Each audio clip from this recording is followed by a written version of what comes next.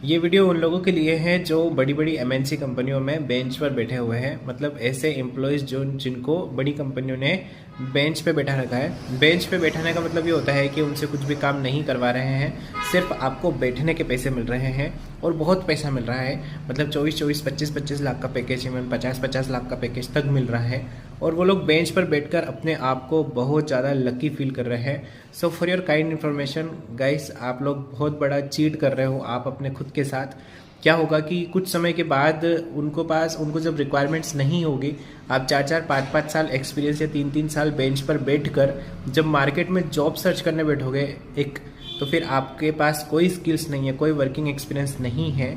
वो बिल्कुल आपको एक एक्सपीरियंस लेटर देंगे, लेकिन नेक्स्ट कंपनी को भी तो आपसे कुछ चाहिए, वो भी तो कुछ आपसे एक्सपेक्ट करेगी। फॉर एग्जांपल, आप 12 लाख या 15 लाख का पैकेज कहीं पे कर रहे थे, तो अब नई कंपनी में आप जाओगे तो वहाँ पे एक्सपेक्ट करोगे आपके 18 लाख का हो या 22 लाख का पैकेज हो।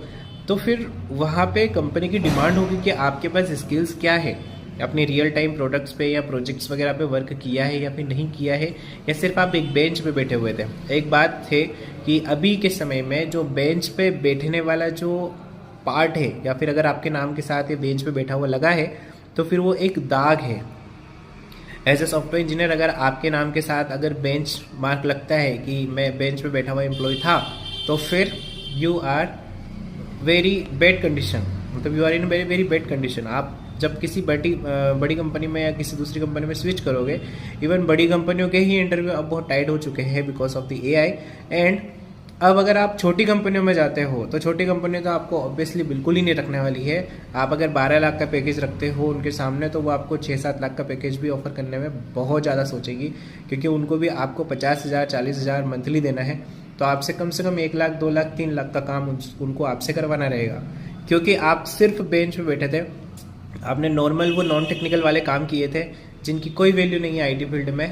तो अब आपकी कोई वैल्यू भी आईटी फील्ड में बिल्कुल ही नहीं है, तो आपको कोई भी रखने वाला नहीं है।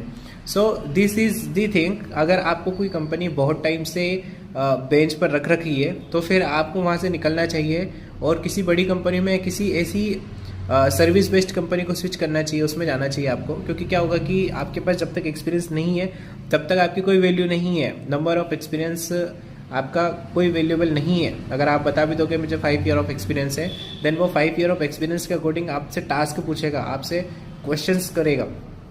तो वहाँ पर आप क्या बताओगे, क्योंकि यू आर ऑन बेंच और आपको क्या पता चलेगा कि एक्चुअल वर्क होता है क्या।